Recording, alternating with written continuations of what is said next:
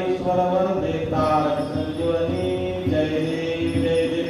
जय जय दीन दयाळा सत्य नारायण देवा सत्य नारायण देवा पंचाहती वाळू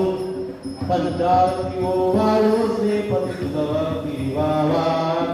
विधी युक्त पूजनी करते पुराण श्रवण परिमळ द्रव्या सहित पुष्पमाळा अर्पून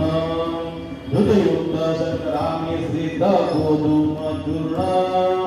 प्रसाद भक्षण करिता